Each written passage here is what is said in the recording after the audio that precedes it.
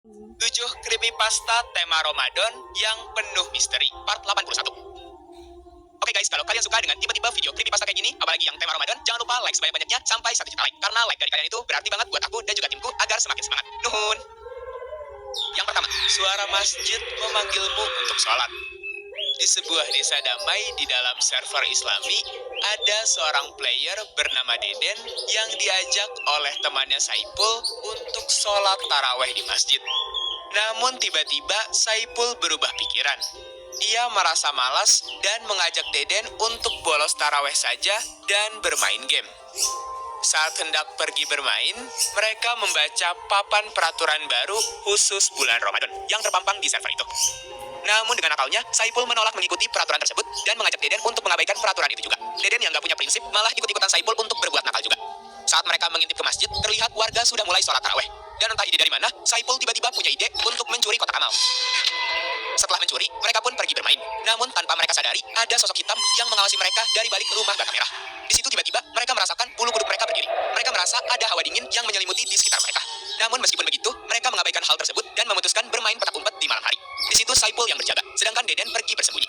Karena Deden berpikir pemakaman adalah tempat terbaik untuk bersembunyi, Deden langsung masuk ke sana. Namun yang tidak ia sadari, sosok hitam itu masih mengikuti mereka. Di situ tanpa sadar, Deden malah bersembunyi di belakang sebuah keranda.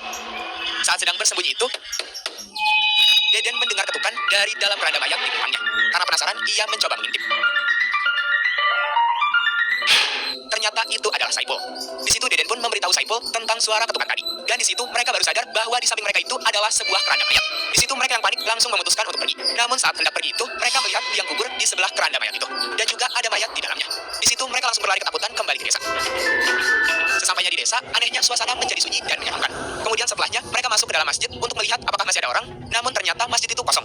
Saat mereka melihat jam, ternyata sudah tengah malam. Padahal di situ mereka merasa mereka sebelumnya hanya sebentar saja bermain petak umpet. Tapi entah mengapa waktu di Minecraft-nya berjalan begitu cepat. Seakan-akan waktu di Minecraft-nya itu tidak normal. Karena takut, mereka memutuskan pulang ke rumah masing-masing dan segera tidur. Saat dini hari atau sebelum subuh, Deden bangun untuk sahur. Di situ Deden juga berusaha membangunkan Saipul yang susah bangun, bahkan sampai menggoda Saipul dengan makanan. Untungnya di situ Saipul bangun juga, dan setelahnya mereka melaksanakan sahur. Namun setelah sahur itu, mereka merasa masih lapar. Jadi mereka pergi ke kedai untuk membeli bakso. Namun karena bakso belum matang, mereka jadinya memutuskan untuk pergi ke masjid sekedar melihat pengajian. Namun belum lama ada di sana, Saipul sudah merasa bosan dan malah mengajak Deden untuk berkeliling desa saja. Saat sedang berjalan-jalan itu, mereka melihat sebuah papan peringatan yang sebelumnya nggak ada di situ. Karena penasaran, mereka pun pergi mendekat. Namun saat sampai di papan peringatan itu, ternyata mereka berdua tidak dibolehkan masuk ke dalam situ. Di situ Deden awalnya ingin mendobraknya, tapi pada akhirnya mereka memutuskan mencari jalan lain agar mereka tidak ketahuan warga desa telah menghancurkan papan peringatan itu dan masuk ke dalamnya.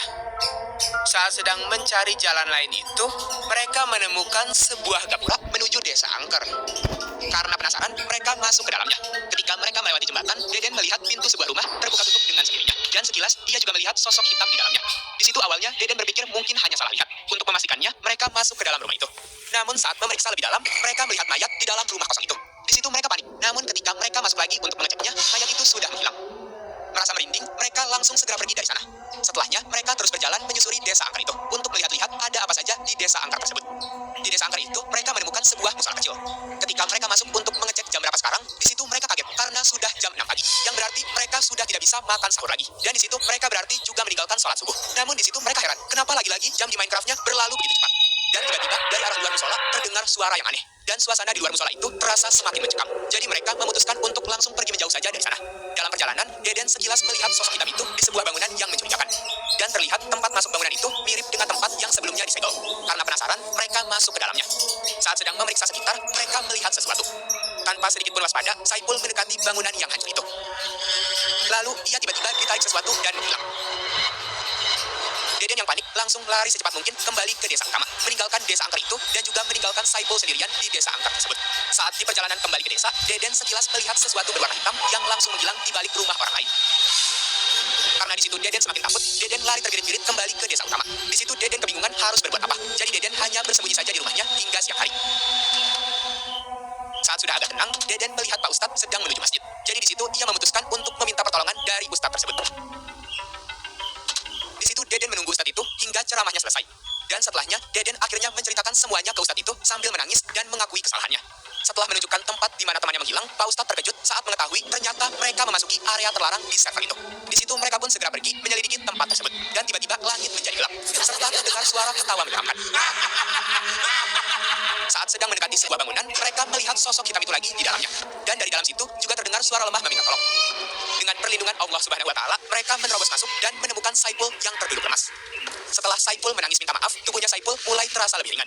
Dan akhirnya, sekarang Saipul sudah bisa menggerakkan tubuhnya lagi. Namun saat mereka hendak pergi, sosok hitam itu mengikuti mereka. Pak Ustadz dengan sigap membaca ayat suci Al-Quran untuk mengusir sosok. Namun saat mereka hendak pergi, sosok hitam itu mengikuti mereka.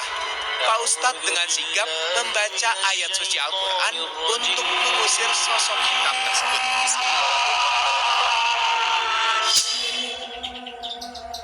Dan setelahnya, langit kembali normal. Dan dengan segera, mereka meninggalkan tempat angker tersebut.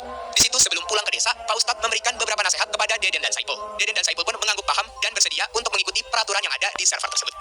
Sesampainya mereka di desa, Pak Ustadz lagi-lagi kembali menasihati mereka. Setelah mereka merasa kapok, mereka hendak pulang ke rumah. Namun sebelum itu, Saipul ingin mengembalikan uang yang ia curi dari kotak amal terlebih dahulu. Dan setelahnya, mereka pun sekalian sholat terlebih dahulu di masjid karena sudah azan. Setelah kejadian itu, mereka pun insaf dan berniat untuk berhenti melakukan perbuatan buruk. Saat Deden dan Saipul selesai sholat, suasana di sekitar mereka terasa lebih tenang.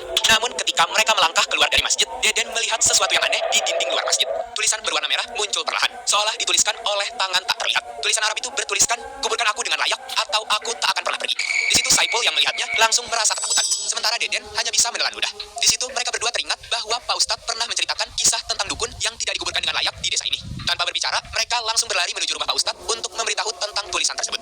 Saat mereka tiba, Pak Ustadz terlihat sudah menunggu mereka. Seakan-akan Pak Ustadz sudah mengetahui segalanya. "Kalian melihatnya juga?" tanya Pak Ustadz kepada mereka berdua. Di situ Deden dan Saipul mengangguk.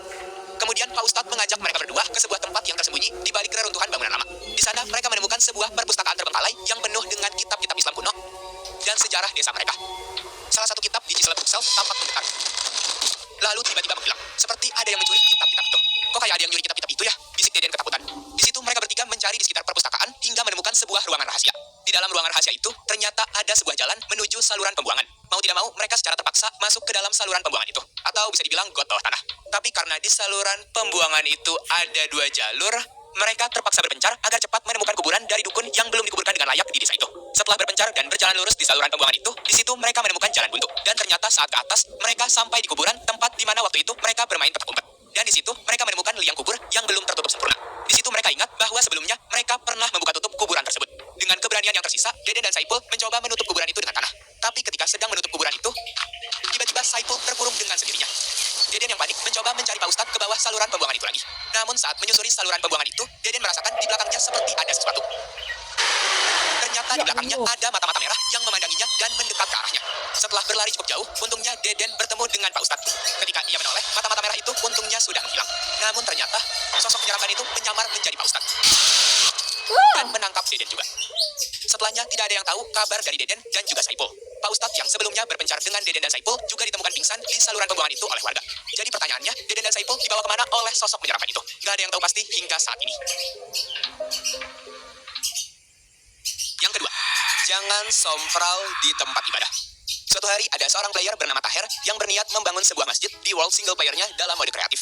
Di situ ia mulai mencari tempat yang cocok untuk pembangunan masjid tersebut, memastikan lokasi yang luas dan strategis. Setelah menemukan tempat yang pas, Taher langsung mulai membangun menggunakan bahan-bahan yang sudah ia siapkan sebelumnya. Singkat cerita, masjid hampir selesai. Hanya tersisa beberapa tahapan akhir sebelum bangunan itu benar-benar sempurna. Hingga akhirnya masjid itu dapat berdiri megah. Kemudian Taher berkeliling, mereview hasil karyanya dengan bangga. Maghrib pun tiba, matahari mulai tenggelam, dan bulan muncul di sisi lain langit. Di situ Taher berdiri diam, menikmati pemandangan itu. Setelah menyelesaikan masjidnya, ia merasa bosan, sehingga ia memutuskan untuk pergi ke sebuah village yang tidak jauh dari sana. Di village tersebut, ia menemukan sesuatu yang aneh. Ada villager yang skinnya berbeda dari biasanya, dan villager itu tidak tidur di malam hari. Villager itu hanya berdiam diri, seolah-olah sedang menatap sesuatu di kejauhan. Dan villager itu juga tidak merespon keberadaan Taher di sampingnya. Karena penasaran, Taher menoleh ke arah yang sama dengan villager itu. Namun dalam sekejap mata, villager itu menghilang begitu saja. Berpikir mungkin villager itu sudah pergi tidur karena hari sudah malam, jadi ia mengabaikannya dan pergi menyetel petasan untuk merayakan masjid pertamanya di world itu. Tanpa pikir panjang, ia memasang petasan tepat di sebelah masjidnya. Saat warna-warni petasan meledak di langit, Taher merasa puas dan mulai bersiap untuk kembali ke rumah. Namun ketika Taher hendak pergi dari sana, ia dikejutkan oleh bagian dari masjid yang sudah berubah. Padahal ia yakin bahwa sebelumnya ia tidak salah menempatkan blok. Di situ ia jadi merasa merinding. Dan tiba-tiba suara azan terdengar dari dalam masjid. Di situ Taher membeku. Bagaimana mungkin? Kan ini hanya single player tanpa mod. Seharusnya nggak ada suara azan. Sebelum ia bisa berpikir lebih jauh, suara azan itu mendadak berhenti. Lalu terdengar bisikan pelan di belakangnya. Jantung Taher berdetak kencang. Perlahan ia menoleh ke belakang. Untungnya tidak ada siapapun di sana. Tanpa pikir panjang, Taher berlari menjauh dari masjid dan mencari tempat aman. ia masuk ke salah satu rumah villager dan memutuskan untuk tidur. Namun ketika membuka matanya, ia sekarang berada di dalam masjid yang ia bangun tadi. Kalau kalian perhatikan, sekilas saat tadi Tahir tidur, ia melihat ada sesosok villager aneh yang menghampirinya. Apakah ini semua ulah dari villager itu? Di situ ia segera keluar dari masjid untuk mencari keberadaan villager aneh itu yang kemungkinan telah membawanya ke dalam masjid. Saat dirinya keluar dari masjid, Tahir semakin bingung karena worldnya masih saja malam hari. Di situ Tahir mencoba mencari-cari villager itu ke sekitar village. Namun anehnya, sekarang ia tidak bisa menemukan villager itu lagi. Sehingga di situ ia inisiatif untuk tidur lagi saja